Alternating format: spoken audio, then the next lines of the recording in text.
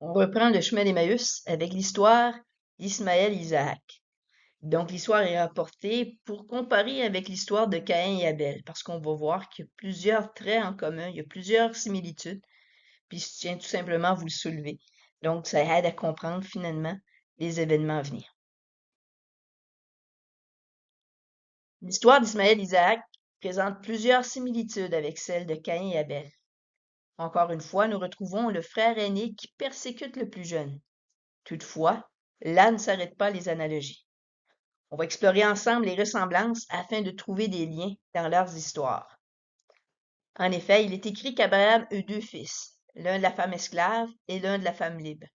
Mais celui de l'esclave est né par la volonté humaine, et celui de la femme libre est le fruit de la promesse.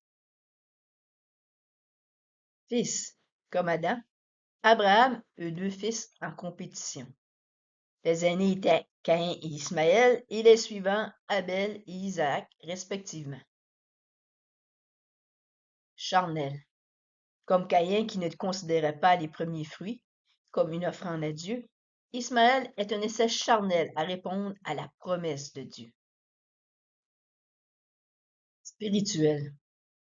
Comme Abel qui offrit les premiers-nés, Isaac est le fruit d'une réponse divine afin de pourvoir la descendance qui écrasera le serpent. Attitude.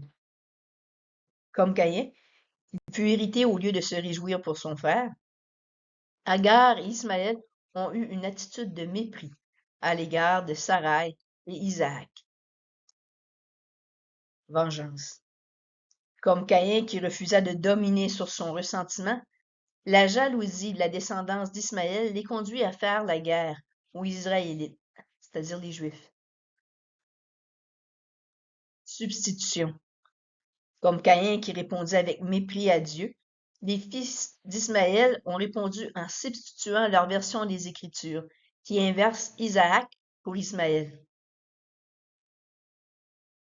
Chassé. Comme Caïn qui fut chassé loin des terres fertiles, Ismaël et sa mère furent chassés loin d'Isaac, sans ressources et vécurent dans le désert.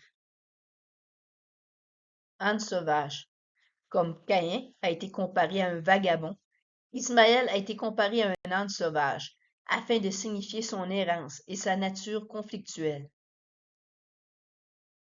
Puis, comme Caïn a été épargné de la mort par un cygne, Ismaël a été épargné par un puits, symbole de Jésus, la source d'eau vive et le salut des nations.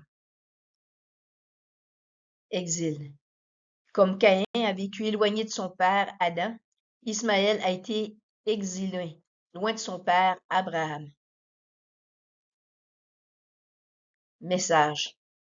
Bien qu'Agar et Ismaël désespéraient pour leur salut, c'est en criant vers Dieu que leurs yeux se sont ouverts. Le même salut est disponible aujourd'hui en Jésus. En conclusion, on retrouve les correspondances suivantes.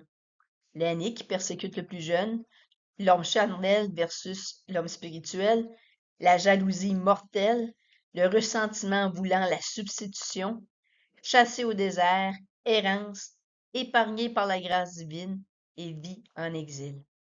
Comme l'indiquent les Écritures, le fils de l'esclave n'hérite pas avec le fils de la femme libre. Tous ceux qui sont sous l'emprise du péché en sont esclaves. Le seul moyen de rédemption se trouve en Jésus. Ceci termine les correspondances avec Caïn et Abel, puis Ismaël et Isaac.